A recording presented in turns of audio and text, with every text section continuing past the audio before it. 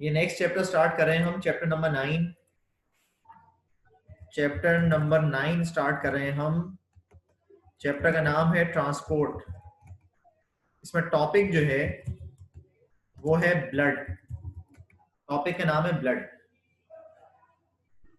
जो अब हम स्टार्ट कर रहे हैं। ब्लड एक फ्लूइड है।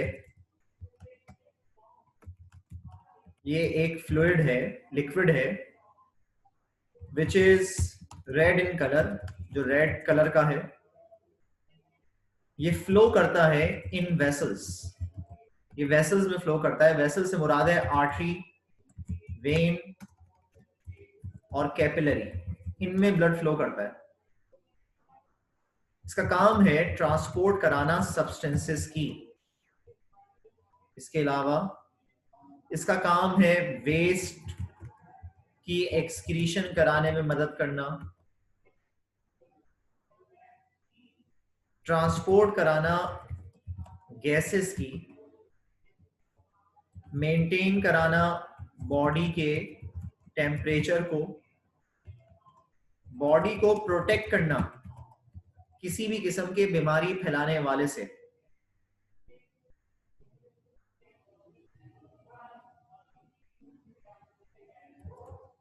जो बीमारी फैलाते हैं उनको हम कहते हैं माइक्रो ऑर्गेनिजम्स। उनसे बचाना, ये इसके काम है। ब्लड दो हिस्सों में डिवाइडेड है। ये दो हिस्सों में डिवाइडेड है। एक को कहते हैं हम प्लाज्मा और दूसरे को कहते हैं हम कार्पुस्कल्स। कार्पुस्कल कहें या सेलुलर पोर्शन कहें ब्लड का, एक ही बात है। जो प्लाज्मा है ये ऑलमोस्ट 55% होता है। और प्लाज्मा किस चीज से मिलके बना है? वाटर से, सॉल्ट से, आयन से, मिनरल से। इसके अलावा इसमें क्लॉटिंग फैक्टर्स होते हैं। क्लॉटिंग फैक्टर्स होते हैं इसमें। क्लॉटिंग फैक्टर्स वो होते हैं जो क्लॉटिंग कराते हैं। जो मिनरल्स हैं यहाँ पर, वो कौन कौन से मिनरल्स हैं? उसमें बाइकार्बोनेट है, उसके अंदर सल्फेट है, उसके अंदर क्लोराइड्स हैं, सोडियम है, पोटेशियम है। ये सारे मिनरल्स हैं। इसके अलावा यहाँ पे कैल्शियम होता है। इसके अलावा इसके अंदर प्रोटीन्स होते हैं। एल्ब्यूमिन है एक सब्सटेंस, ये होता है। और जो मैंने आपसे कहा था क्लॉटिंग फैक्टर्स होते हैं, वो क्लॉटिंग फैक्टर्स कौन से होते हैं? उनके नाम हैं जो क्लॉटिंग कराते हैं ब्लड की। क्लॉटिंग कराते हैं ब्लड की मतलब जब कभी कोई चोट लग जाती है तो आपकी बॉडी से जब ब्लड निकलना शुरू होता है तो वो ब्लड रुक जाता है। उसको कोई ना कोई रोकता है निकलने से। तो जो रोकता है ब्लड को निकलने से उसको कहते हैं क्लॉटिंग। जो रोकते हैं उनको कहते हैं क्लॉटिंग फैक्टर्स, और ब्लड के निकलने से रुकने को कहते हैं क्लॉटिंग। वो कौन कौन सी चीजें हैं जो रोकती हैं? फिब्रिनोजेन रोकता है। एक क्लॉटिंग फैक्टर्स का नाम है फिब्रिनोजेन और एक का नाम है प्रोथ्रोम्बिन। ये दो रोकते हैं।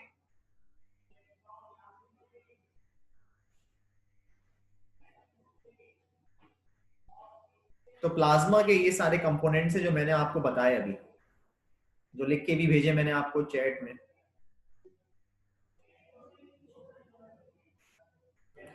इसके अलावा जो दूसरा हिस्सा है ब्लड का, चलो प्लाज्मा की ही बात करें अगर अभी, और तो प्लाज्मा में और क्या होते हैं? एंजाइम्स होते हैं। प्लाज्मा में और क्या होते हैं? हार्मोन्स भी होते हैं। ये सारे कंपोनेंट्स हो गए जो प्लाज्मा में है।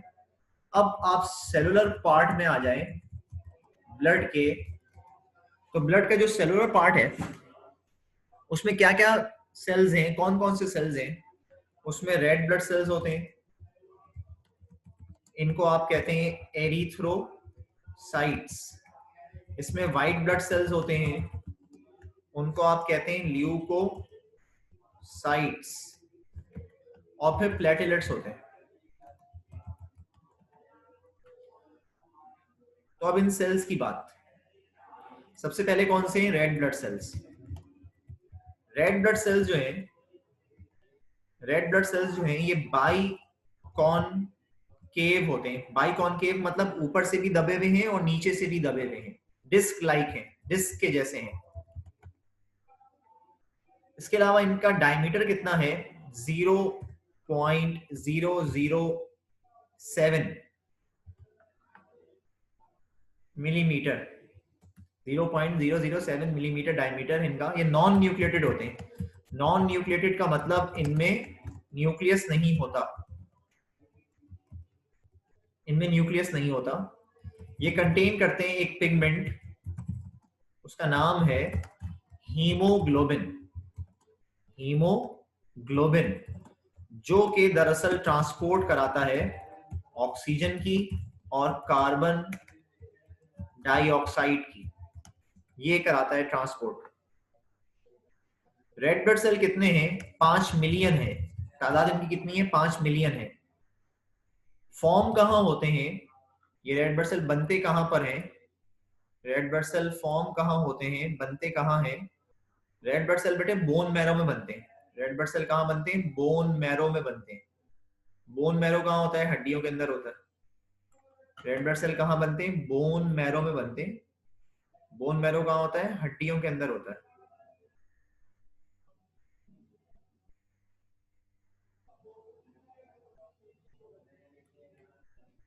ये फॉर्म कहाँ होते हैं? बोन मैरो में होते हैं। बोन मैरो कहाँ होता है? बोन्स के अंदर।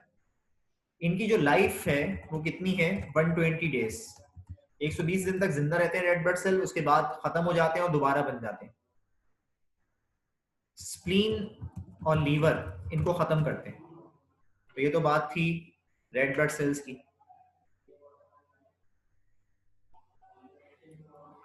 दूसरे जो सेल्स हैं वो कौन है? वाइट ब्लड सेल्स, जिनको हम ल्यूकोसाइट्स भी कहते हैं। ये जो वाइट ब्लड सेल्स हैं ये न्यूक्लिएटेड होते हैं। न्यूक्लिएटेड का मतलब इनमें न्यूक्लियस मौजूद है, इनमें न्यूक्लियस मौजूद है। ये कलरलेस होते हैं, इनका कोई कलर नहीं होता वाइट ब्लड सेल्स का। इसके अलावा साइज में भी बड़े होते हैं। इनका काम होता है प्रोटेक्ट करना बॉडी को फ्रॉम माइक्रो ऑर्गेनिजम्स। इनका काम होता है बॉडी को प्रोटेक्ट करना हर उस जानदार से जो बीमारियां फैलाते हैं। व्हाइट ब्लड सेल्स की टाइप है, रेड ब्लड सेल्स की कोई टाइप नहीं थी। व्हाइट ब्लड सेल्स की टाइप्स हैं। व्हाइट ब्लड सेल्स की टाइप्स हैं। एक को कहते हैं हम ग्रेन्यूलोसाइट और एक को कहते हैं ए ग्रेन्यूलोसाइट।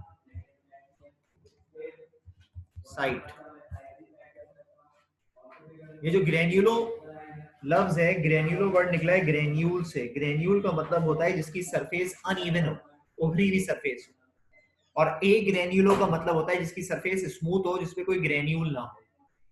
ग्रेन्यूलोसाइट जो है ये भी डिवाइडेड है 3 टाइप्स में। एक का नाम है न्यूट्रोफिल, एक का नाम है न्यूट्रोफिल, एक का नाम है इजीनोफिल और एक का नाम है बेजोफिल। ये किसकी टाइप है? ग्रेन्यूलोसाइट की। जबकि ए ग्रेन्यूलोसाइट की भी टाइप्स हैं 2। एक का नाम है लिम्फोसाइट और एक का नाम है मोनोसाइट।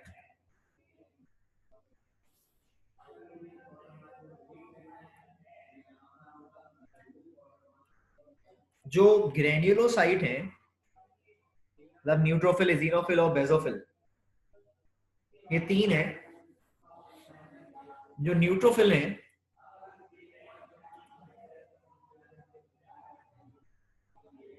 इनका साइज रेड ब्लड सेल से दुगना बड़ा होता है और ये किसी भी किस्म के बाहर से आने वाले पार्टिकल को डैमेज करते हैं, उसको डिस्ट्रॉय करते हैं।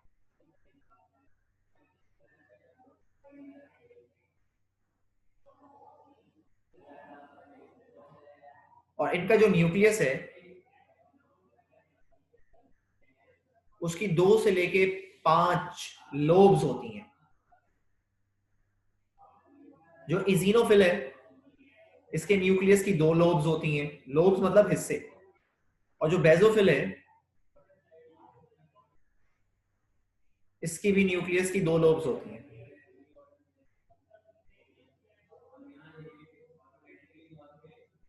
सबसे ज्यादा तादाद में कौन होते हैं? न्यूट्रोफिल, उसके बाद इसिनोफिल, उसके बाद बेजोफिल।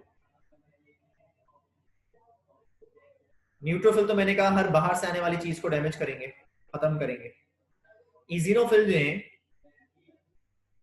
इनका काम होता है कि अगर कहीं इन्फ्लेमेशन हुई हुई है, कहीं सूजन हुई हुई है, तो सूजन को खत्म करें।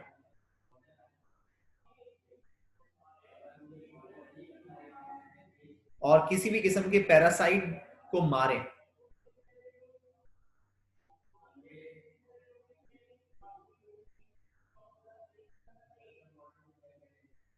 जो बेजोफिल्स होते हैं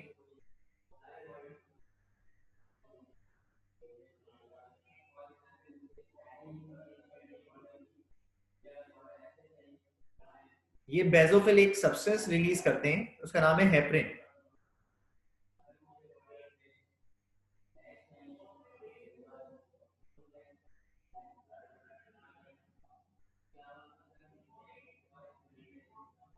ये जो हेपरिन है ये क्या करता है, ये एक और सब्सटेंस को, हिस्टामीन जिसका नाम है, उसको प्रिवेंट करता है कि वो क्लॉट ना बनाए बॉडी के अंदर।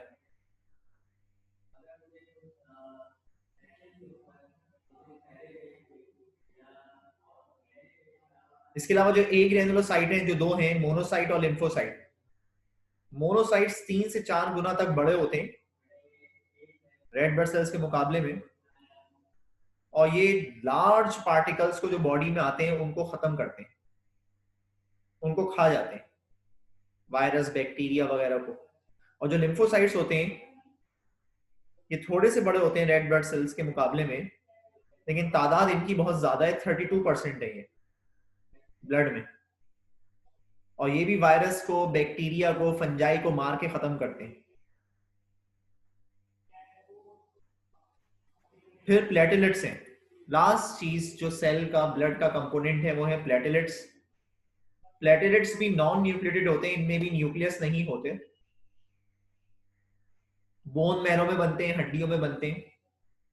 जब कभी भी किसी को चोट लग जाती है तो उसमें से ब्लड निकलना शुरू होता है। ये उस जगह आ जाते हैं जहां पे कहीं इंजरी हुई हो, जहां से ब्लड निकल रहा हो बॉडी से बाहर। ये करते क्या है, ये ब्लॉक कर देते हैं, ब्लड को निकलने नहीं देते बॉडी से बाहर।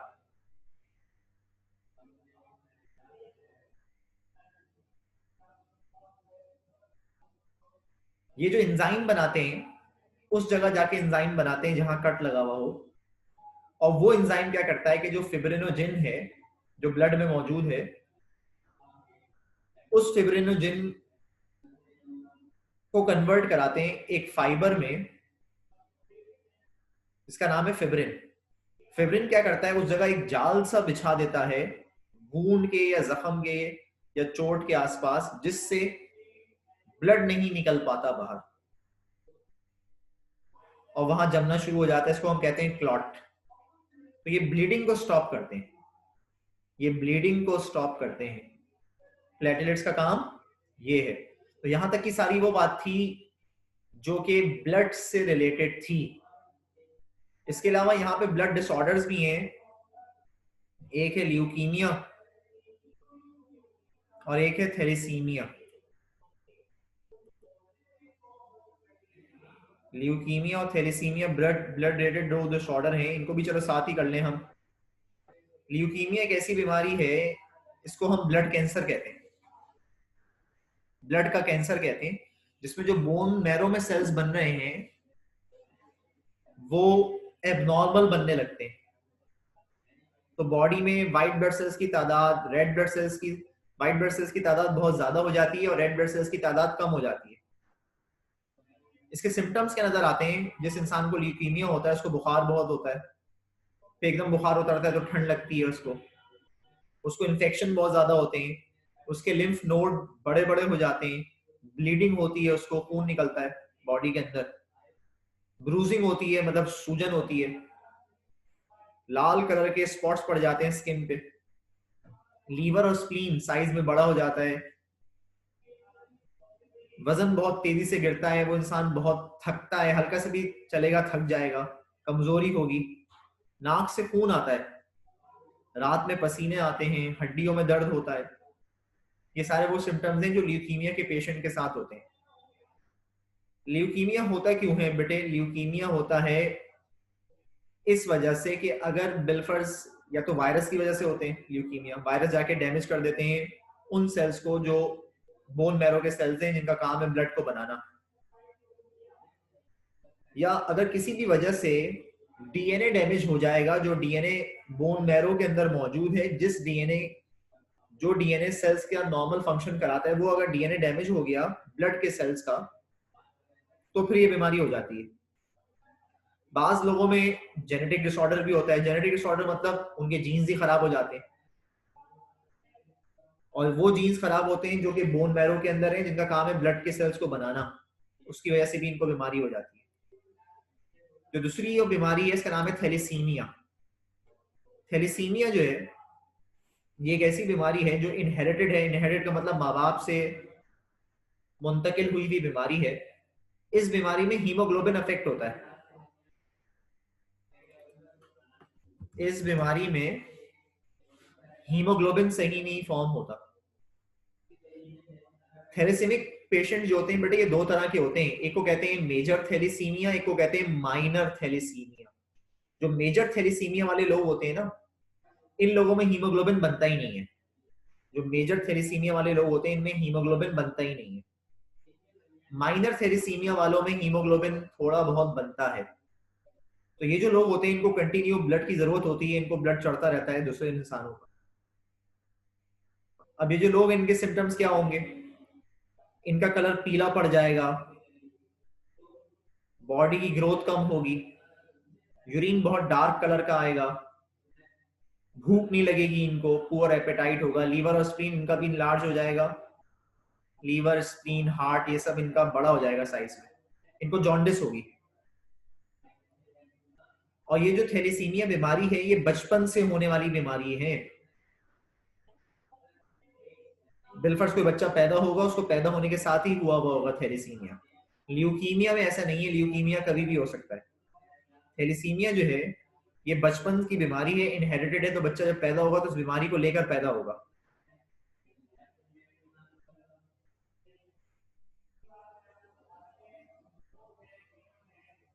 तो बेटे ये था थैलेसीमिया। यहां तक कराया है मैंने आपको chapter number 14, sorry chapter number 9 transport है, उसका टॉपिक ब्लड और उससे रिलेटेड दो डिसऑर्डर्स।